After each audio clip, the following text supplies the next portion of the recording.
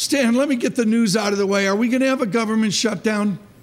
Well, I've been telling readers that there's about a 60% chance, and I've been saying that for about a month.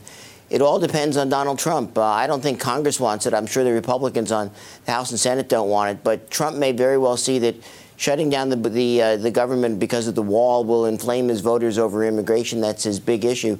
This is his one big chance to take control of it in late September, early October. Stan, so a 60% chance. Stan, we're with a CBO, a Congressional Budget Office, that has a sub 2% run rate for the American economy.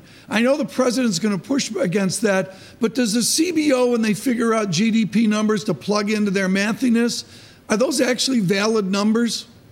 Well, they are for the first 5 years or so. But as you get further out, 10 years or 20 years, they're about guesswork based on a straight line extrapolation, Tom.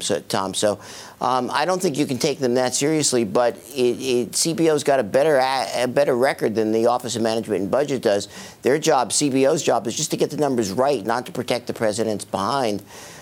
So I would take theirs over the Office of Management and Budget almost any day. Stan, it's Neera Chahich in London. Great to speak to you, as always, on surveillance. You've also talked about a textbook definition of political and legislative chaos. How do we get out of that?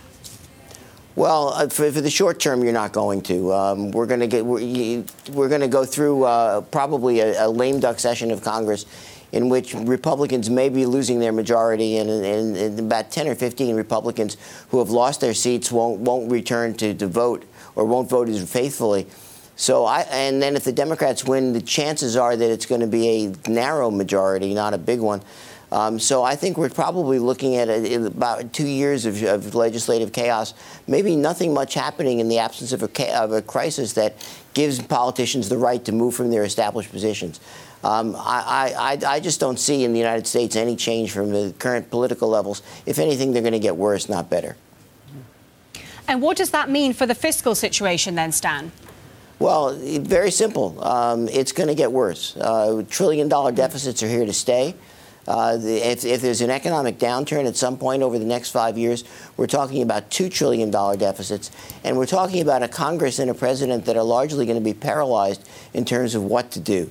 So this is going to be a new normal for the United States. We're talking about permanent trillion-dollar deficits as a result of legislation, enacted laws, not cyclical economic policies.